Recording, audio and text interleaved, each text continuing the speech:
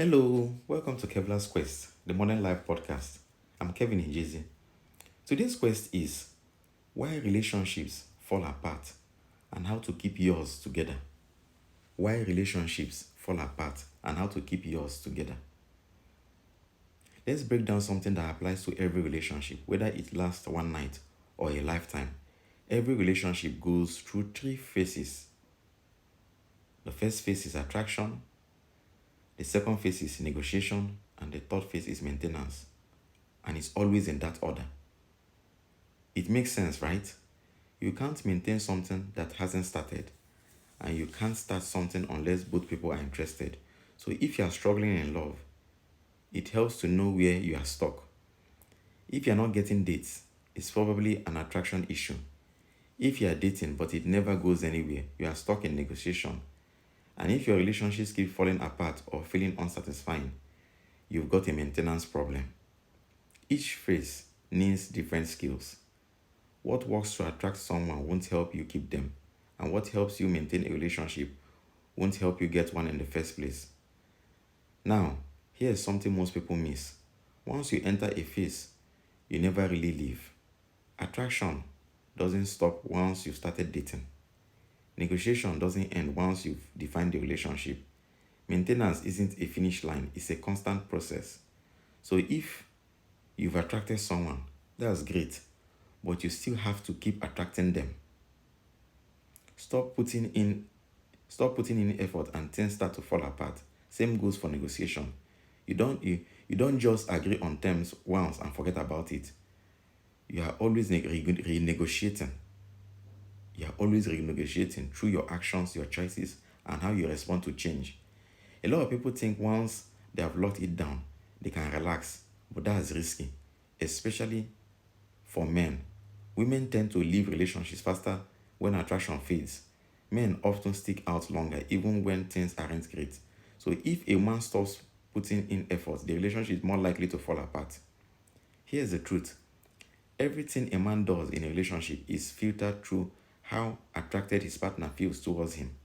Her level of attraction shapes how she treats him, how much love, respect, and appreciation she shows. So, yes, even if she's your wife, you still have to game her a little. Keep things exciting, stay active, give her something to look forward to.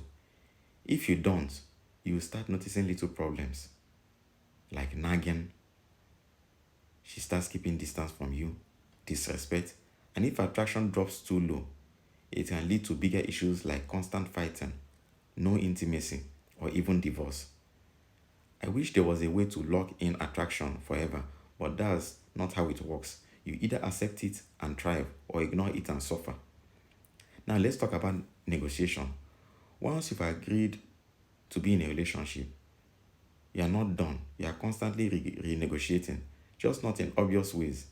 It's not like sitting in a boardroom and laying out terms. Most of it happens quietly through behavior. People change, they grow, they show up differently over time, and how you respond to those changes shapes the future of your relationship. For example, maybe a woman was very affectionate and sexually active early on. Over time, that changes. If the man doesn't notice or doesn't speak up, he might end up giving more emotionally, financially, while getting less in return. Not because they had a formal agreement, but because he tolerated the shift. This is how relationships get renegotiated without anyone saying a word. And that's why men need to manage their frame, the boundaries and standards they set. If you let things slide too much, you lose influence. And when that happens, the dynamic shifts. She becomes more dominant. He becomes more passive and attraction fades. It's not about control, it's about balance. If a woman pushes too hard, too soon, most men will walk away. But if she does it slowly, after he is emotionally invested, he might not even notice. That's how power shifts. And when it does, the relationship can lose its spark. But here's the good news. Sexlessness and emotional distance aren't inevitable. They are signs of mismanagement. If you keep attraction alive and stay aware of how things are shifting, your relationship can thrive. Desire can even grow over time. So take this to heart. Relationships aren't set and forget. They are living things.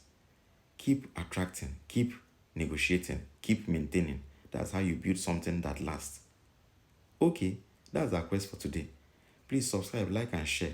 Someone out there needs to hear this message. Maybe someone like you. Let's spread strength and clarity to those navigating this journey. We'll talk more in future episodes. Let me know your thoughts. Thanks for listening and take care.